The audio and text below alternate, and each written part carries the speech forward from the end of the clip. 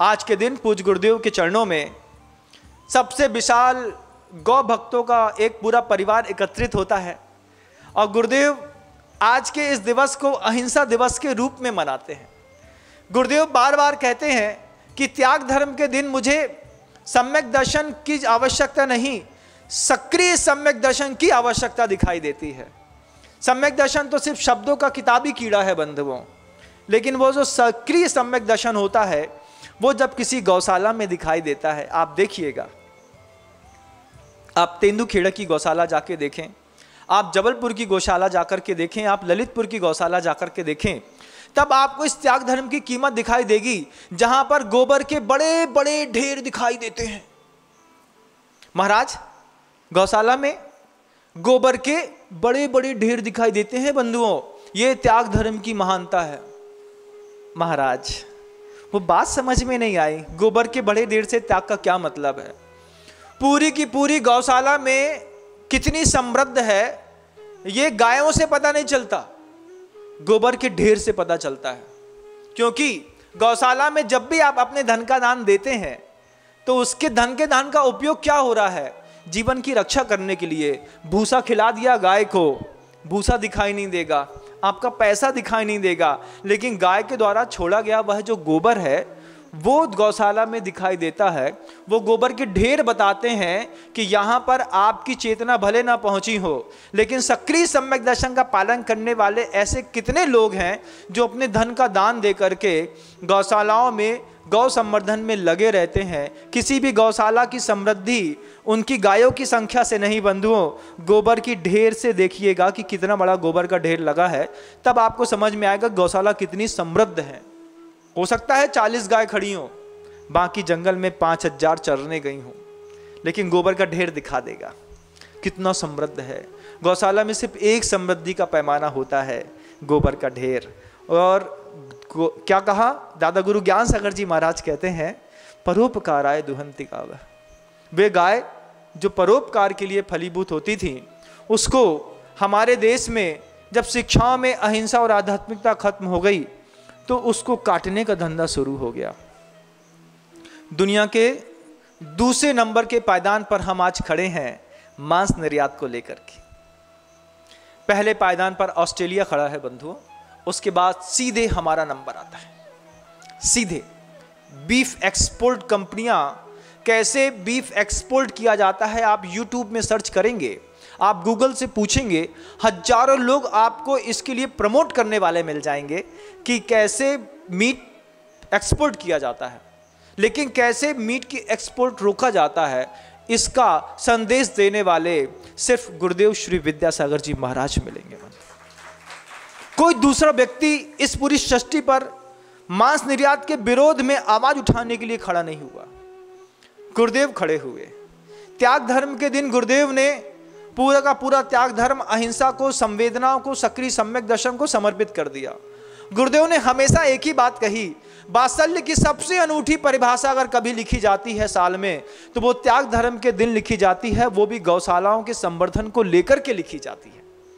आज बंबई के सुगंध के बहुत बड़े व्यवसायी श्री प्रभात जी के माध्यम से, उनके नेतृत्व में गुरुदेव के चरणों में दोपहर में एक बहुत बड़ा विस्तृत बहस कार्यक्रम होना है, जो सिर्फ गौशाला को लेकर के है। पूरी देश भर की गौशालाओं में किसको कहाँ आवश्यकता है, कहाँ धन की कमी है, कहाँ किसी को सेट बनाना है, कहाँ गाय संवर्धित करनी है, आपको ये सब दिखाई नहीं देता। आप तो अपने घर के अंदर बैठ करके आराम से टीवी देखते हैं, लेकिन उन लोगों से पूछिए जो फील्ड वर्कर हैं, सक्रिय सम्यक दर्शन को निभाने में जिनकी बहुत महती और बड़ी भूमिका है बंधुओं, उसमें जब तक नरेश भाई बंबई वालों का नाम न लिया जाए, इस गौशालाओं के संवर्धन की कीमत आधी और अधूरी महसूस होती है।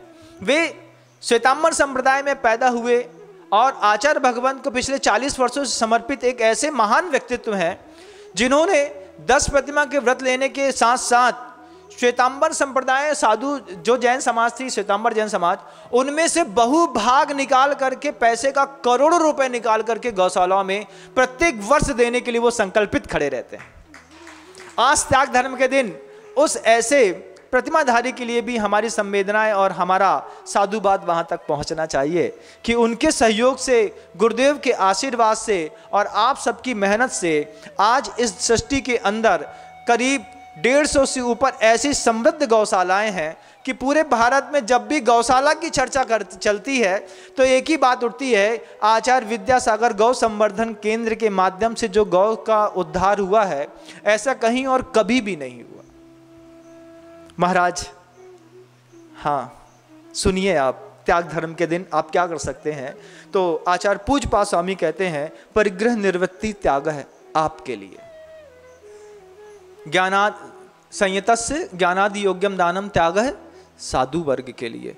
गुरुदेव ने उपदेश दिया, अब उस उपदेश के माध्यम से जब तक आप अपनी परिग्रह से निवृत्त होकर के ऐसी गौशालाओं को, ऐसे वात्सल्य को, ऐसी अनुकंपा के प्रति, आपकी संवेदना के प्रति आपकी चेतना जागृत ना हो, यह त्याग धर्म आपका व्यर्थ है बंधु, बिल्कुल भी व्यर्थ है। अब आप देखिए कैसी कंट्रोवर्सी है इस पूरे भारतवर्ष के अंदर कि आज हम द्वितीय नंबर पर बैठे हैं। मीट एक्सपोर्ट कंपनी भारत की बन चुकी है पूरे देश में, जॉर्डन में, जॉर्जिया में, यूरोप में, इंडोनेशिया में, पता नहीं कहां कहां हम यहां से गौ को काटते हैं और भेजते हैं। जो देश स्पिरिचुअलिटी के लिए फेमस था, स्पिरिचुअल क्वालिटी के लिए जिस देश का पूरी दुनिया में नाम था, वो सिर्फ कहने भर को रह गया। आध्यात्मिकता अगर इस देश का कानून बन गया होता, गुरुदेव के शब्द हैं, स्पिरिचुअलिटी अगर इस देश की पॉलिसी बन गई होती तो यहां से एक भी बूंद का कतरा कट करके बाहर न गया होता। हम हिंदुस्तान में रहते, अपने आप को हिंदू कहते। 8 वर्ष पूर्व मैंने एक बहुत बड़े नेता का भाषण सुना था जो बार बार ये कह रहे थे कि कैसा देश है, आज भी वही देश है बंधुओं, 8 साल पुराना देश आज भी है इस मामले में। कैसा देश है कि जब आपको कोई मंदिर बनाना हो और पत्थर किसी खदान से निकाल करके यहां तक लाना हो, तब आपको कहीं 18% GST देनी पड़ती है, कहीं पर आपको टैक्स देना पड़ता है, कहीं पे नाके चुकाने पड़ते हैं। सरकार मंदिर बनाने में कोई मदद नहीं करती, लेकिन मीट एक्सपोर्ट करने में 50% सब्सिडी देती है। उस समय नहीं, आज भी देती है। पूछना चाहते हैं आपकी उस आध्यात्मिकता को, गौ संवर्धन के केंद्र खोलने का, जहां पर गुरुदेव ने सिर्फ एक मात्र बीड़ा उठाया, उनको देख करके दूसरों ने बीड़ा उठाया। इस त्याग धर्म के दिन आप देखिए, संसार में ये संदेश ऊपर तक पहुंचाइए कि स्पिरिचुअलिटी आपकी लाइफस्टाइल की, आपके कॉन्स्टिट्यूशन की पॉलिसी क्यों नहीं बनती, आध्यात्मिकता आपकी पॉलिसी क्यों नहीं बनती। आप 8 साल पहले इस बात को दिल ठोक करके कह रहे थे, कभी आप निकाल करके देखिएगा, आज जो शीर्ष पदों पर बैठे हुए लोग हैं, ये 8 साल पहले कहते थे कि इस शासन में सबसे ज्यादा मांस निर्यात बढ़ गया है। वे जो लोग कहते थे कि इस शासन में मांस निर्यात में सब्सिडी दी जाती है, वो जो लोग कहते थे कि इस मांस निर्यात को हम अपनी सरकार में आने के साथ ही खत्म कर देंगे, उनके वे झूठे वादे कहां चले गए हैं, एक बार खोज करके देखिएगा। माननीय योगी जी का मैं बहुत बड़ा इस मामले में प्रशंसक हूं कि जब वो मंत्री पद पर, मुख्यमंत्री के पद पर उत्तर प्रदेश में बैठे, उन्होंने जितने भी अनलीगल स्लॉटर हाउस थे सबको बंद करा दिया, सबको बंद करा दिया। और उसके पुण्य कार्य की हम सबको मिलकर के अनुमोदना भी करनी चाहिए। उन्होंने उस भगवा की लाज रखी, जो भगवा उन्होंने साधु संप्रदाय का पहना। नाथवंशीय वे योगी जी जो मुख्यमंत्री के पद पर बैठे हैं, भगवा एक तपस्वी का, एक आग का रूप है। उन्होंने भगवा पहनने के साथ, मुख्यमंत्री पद को में बैठने के साथ सबसे पहला काम किया, पूछा अपने सेक्रेटरीट से, बताओ पूरे उत्तर प्रदेश के अंदर कितने बूचड़ खाने हैं जो अनलीगल चल रहे हैं। उनकी पूरी लिस्ट बनाई, और जैसे बुलडोजर बाबा जिनको आप कहते हैं कि कोई भी अनैतिक काम करता है तो बुलडोजर चला देते हैं, ये बुलडोजर तो आताताइयों के ऊपर बाद में चला बंधुओं, सबसे पहले तो उन कत्ल खानों के ऊपर चला। इसका मैं बहुत बड़ा प्रशंसक हूं, और गुरुदेव दोनों हाथ से ऐसे मुख्यमंत्री को बारंबार आशीर्वाद देते हैं। सबसे पहले उन्होंने जितने भी असंवैधानिक बूचड़खाने थे, सारे के सारे चाहे वो छोटा हो या बड़ा बंद करा दिए। लेकिन अल कबीर जैसे आज भी चलते हैं। बड़ी बड़ी स्लॉटिंग कंपनियां हैं बंधुओं।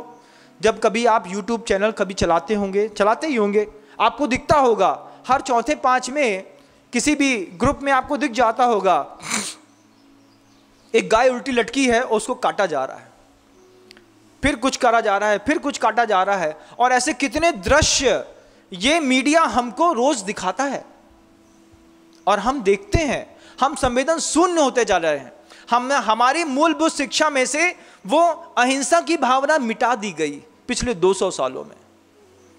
हमारे पूरे संविधान, हमारे पूरा कॉन्स्टिट्यूशन बदल दिया गया। आध्यात्मिकता जो हमारे जीवन का प्राण थी, शिक्षा का प्राण थी, ये मिटा दी गई। आज पूरी समाज हिंसक होती चली जा रही है और वो हिंसक समाज का ये कारनामा है कि हम द्वितीय नंबर पर खड़े हैं मांस निर्यात के मामले में। गुरुदेव आज का पूरा दिन किसी मंदिर की बात नहीं करते। गुरुदेव आज के दिन किसी और चीज की बात नहीं करते, सिर्फ वो पशुधन बचाओ की बात करते हैं। मांस खाने के त्याग की बात नहीं करते। वो ये नहीं कहते कि भारत का अंदर के व्यक्ति जो मांसाहारी है वो मांस छोड़ दे। इसके लिए प्रेरणा नहीं है, क्योंकि तरह तरह के जीव हैं इस सृष्टि पर। सबकी अपनी अपनी विचार शैली है, सबके अपने अपने सोच हैं, उनकी बात नहीं करते। गुरुदेव कहते हैं इस भारत से मांस का निर्यात क्यों किया जा रहा है? इसको बचाने का बीड़ा है इस त्याग धर्म के दिन। इसको बचाने का बीड़ा है कि घर के अंदर जो गाय है, जिसको हम अपनी मां कहते हैं, वो किसी रोड में बैठी बैठी कोई ट्रक ड्राइवर उसके ऊपर धक्का मार के कैसे चला गया, उसकी सुरक्षा की अगर आपको देखना है तो आप दयोदय गौशाला एक बार जबलपुर देख करके आइएगा बंधुओं। आपकी आत्मा इतनी संतुष्ट होगी कि गुरुदेव की वरदानी छांव के तले वे सारे जीव, पूरे जबलपुर शहर के अंदर अगर कोई गाय आहत होती है, घायल होती है, मरी पड़ी मिलती है, फोन लगा दीजिए। दयोदय गौशाला से कोई व्यक्ति अपनी पूरी गाड़ी लेकर के आता है, उस गौ माता की सेवा करता है, उसको वहाँ पे ले जाके के छोड़ता है, वहाँ रक्षा करता है, उसको भोजन भूसा पानी सब देता है और माँ नर्मदा के पवित्र तट पर विचरने का उसको पर्याप्त मौका मिलता है। ऐसी ऊंची सोच के साथ गुरुदेव ने करीब 250 से ऊपर गौशालाएं खोली हैं बंधुओं, जिसमें 150 गौशालाएं तो अपना नाम पूरी दुनिया में कमा रही हैं, पूरी दुनिया में। और हिंसा और आध्यात्मिकता के शून्य, अहिंसा और आध्यात्मिकता से शून्य इस शिक्षावादी नीति के जो लोग पूरी देश में इस बात को सुन रहे हैं, वे गाय को काट के खा रहे हैं। वे लोग गाय को 150 रुपए देकर के छोड़ देते हैं। वे पुलिस वाले जिनके हाथों में रोज उनको पता रहता है कि आज गाय कहां से निकल रही है, कहां से इस गाय की ट्रांसपोर्टिंग हो रही है, कहां वो पैदल निकल रहे हैं, पुलिस प्रशासन को सब पता होता है। 200 रुपए देकर के कोई तिलकधारी हवलदार, कोई कांस्टेबल, कोई टीआई, कोई एसआई, कोई डीएसपी, कोई क्लास 2, कोई माइक 1, कोई माइक 2, कोई माइक 3, उन सारे ट्रकों को छोड़ देते हैं और गाय चुपचाप कटने के लिए कलकत्ता चली जाती है, वहां से कट करके सीधे बांग्लादेश चली जाती है। ये भारतवर्ष है बंधु। आप देखिए, आज त्याग धर्म के दिन हमें कुछ सीखने, समझने और चेतना को जागृत करने की जरूरत है। इतना ही नहीं, उस गाय के चक्कर में, उस मीट ट्रांसपोर्टिंग और एक्सपोर्ट करने के चक्कर में हमारी पूरी संस्कृति के साथ, हमारे भारत के साथ जो खिलवाड़ हुआ है, उस खिलवाड़ को भी एक बार देखिए। अभी आपने कुछ दिन पहले सुना होगा, 2, 4, 5 साल पहले की बात है, मैड काउ डिसीज नाम करके एक बीमारी आई थी। सुना कि नहीं? सुना है ना? उस मैड काउ डिसीज के चक्कर में लाखों गायों को गोली मार करके मार दिया गया। किसके कारण? पूछो किसके कारण? इन्हीं भारत में रहने वाले भारतीयों के कारण पूरे विश्व में मैड काउ डिसीज फैली। कैसे फैली महाराज? हत्या करने वाला तो हत्यारा है ही, हत्या का सहयोग करने वाला भी हत्यारा से कम नहीं माना जाता। हत्या का सहयोग हमारे आपके जैसे जैन बंधुओं ने किया। जैन बंधुओं ने, हाँ, हमारे आपके जैसे भारत में रहने वाले कितने लोग हैं जो मीट डेवलपमेंट के चक्कर में, क्योंकि जब गाय का जब मांस बढ़ता है, उस मांस को बढ़ाने के लिए आवश्यक क्या है पता? गेहूं नहीं, सोयाबीन, जिसको आप उगाते हैं। आपको क्या लगता है कि भारतवर्ष के अंदर जितना सोयाबीन उगाया जाता है, ये सारे सोयाबीन का तेल निकलता है? इस तेल की इतनी खपत है देश में। देश में तो विदेशों से आने वाले वो जहरीले पाम ऑयल की खपत है बंधुओं। पाम ऑयल विदेश से आता है, उसको सोयाबीन के तेल में, मूंगफली के तेल में मिला करके, फ्रेग्रेंस में मिला करके सबसे घटिया तेलों को कंपनियां पैक करके देती हैं। विश्वास ना हो तो जो तेल का डिब्बा खरीदते हो उसमें पाम ऑयल को अभी भी जा करके उठा करके पढ़ लो प्रवचन सुनते वक्त, उसमें पाम ऑयल मिक्स है कि नहीं। सोयाबीन के तेल में पाम ऑयल मिक्स है, मूंगफली के तेल में पाम ऑयल मिक्स है। पाम ऑयल मिलाने की जरूरत क्या है? वो विदेशों से आता है, फिर यहां इतना सोयाबीन पैदा होता है, ये कहां जाता है? कभी सोचा कभी नहीं सोचा महाराज।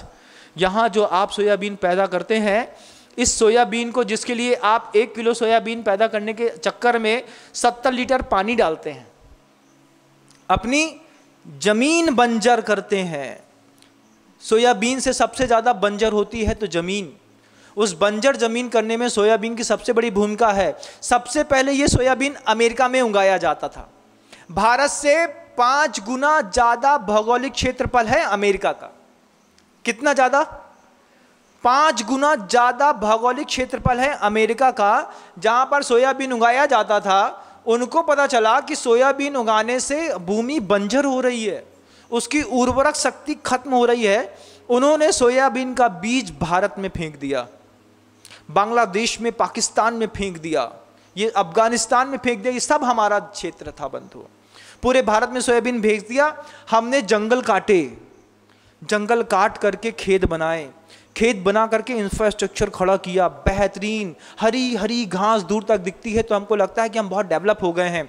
उसमें हमने सोयाबीन उगाया, सोयाबीन उगा करके जितना तेल निकाल सकते थे निकाला भारत के लिए। उसमें भी तेल हमने भारत में नहीं बेचा, तेल निकाल करके उसको भी हमने एक्सपोर्ट कर दिया, उसकी खली उठा करके एक्सपोर्ट कर दी। फ्रेश सोयाबीन जब एक्सपोर्ट करने की बात आई, खेल तो तब शुरू हुआ। खेल तब शुरू हुआ जब गोल दाने दिखने वाला वो जो सोयाबीन होता है, उसको जब जहाज में भरा तो भरने पर दिक्कत पैदा हुई। दिक्कत क्या पैदा हुई कि शिप में छोटा छोटा गोल सोयाबीन कैसे भरा जाए। थोड़ा सिर्फ ऐसा होए तो सोयाबीन यहाँ लुढ़क जाए, फिर वो यहाँ लुढ़क जाए, फिर वो यहाँ लुढ़क जाए। तो पता चला उनको ऐसा ट्रिप बना दो, कुछ ऐसा बक्से जैसा बनाया, तो उसमें भी ढंग से नहीं आया। क्या किया आपको पता है?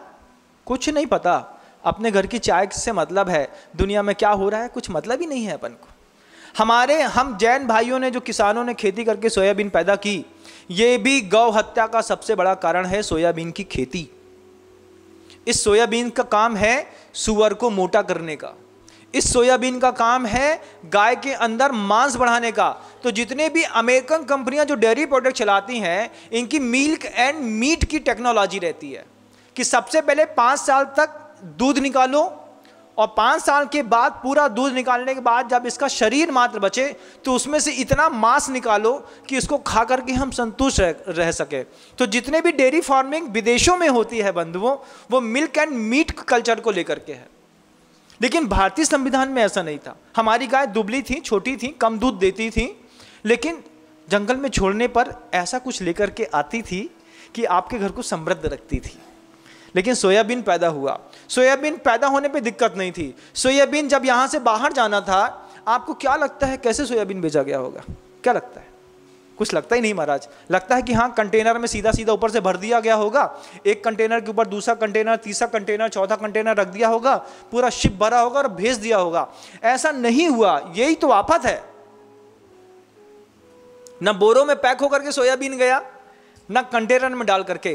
कंटेनर में भी वो सोयाबीन जब थोड़ा सा सिर्फ ऐसा होता था तो कंटेनर में सोयाबीन का कंटेंट ऐसा होने पर डब्बे इधर से उधर बहक जाते थे। तो उसमें आपस में वो अंदर भी जुड़ा रहे, इसके लिए जितना भी आपके स्लाटर हाउस से जितना ब्लड निकलता था, वो ब्लड सोयाबीन में मिला करके फॉरेन में भेज दिया गया।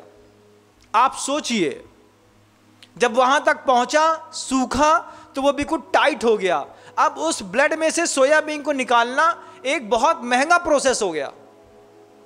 जब वो महंगा प्रोसेस हो गया, उस समय उन्होंने क्या किया कि वो बड़े बड़े जो ब्लॉक्स जैसे सोयाबीन के बन गए थे, उसको तोड़ करके सीधा सीधा उन्होंने गायों के सामने खाने को रख दिया।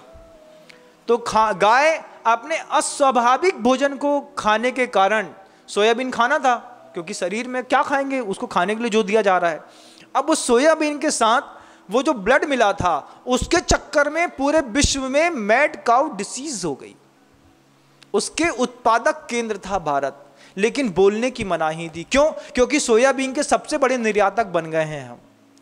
सोयाबीन निर्यात करते हैं, फसल पैदा करते हैं, उससे बाहर गाय पल्लवित पोषित होती है, उसका मांस बढ़ता है। आपके सोयाबीन फसल पैदा करने के चक्कर में कहीं पे गाय काटी जाती है। अगर आप गाय नहीं खाते हैं तो आप अहिंसक हैं, ऐसा मत समझिएगा।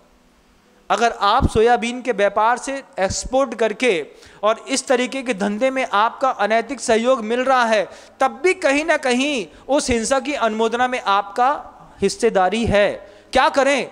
मूंग, मसूर, मोट, बाजरा सब उगाइए, सिर्फ सोयाबीन का बहिष्कार कर दीजिए। करके देखिए आपको पता चलेगा। लेकिन लोभी है, आध्यात्मिकता से नष्ट हो गया है भारत, क्योंकि मूल में शिक्षा मिटा दी गई, मूल में शिक्षा मिटा दी गई, मूल में अहिंसा मिटा दी गई।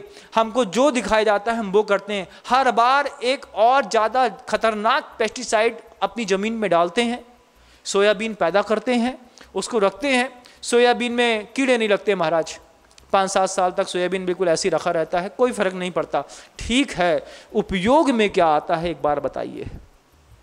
भारत के अंदर जो ये गाडरवारा में चले जाइए, पचमढ़ी में चले जाइए, इधर पे जो सोयाबीन के प्लांट हैं, इंदौर के पास, देवास के पास, पीतमपुर में चले जाइए, आप बूंदी जाकर के देखिए, राजस्थान में अलवर जाकर के देखिए, झालवाड़ जाकर के देखिए, जहाँ की ज़मीनों की क्या स्थिति कर दी है सोयाबीन ने, कि कितना भी उसमें खेती करो, बंजर घास के अलावा कुछ नहीं निकलता।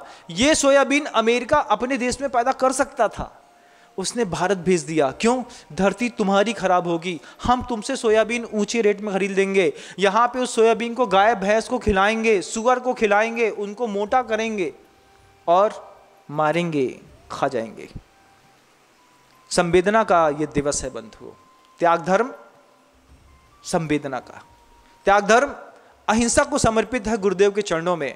आप इस तरीके का किसानी करते हैं तो एक बार त्याग धर्म के दिन पुनः अपनी उस किसानी को सोचिएगा।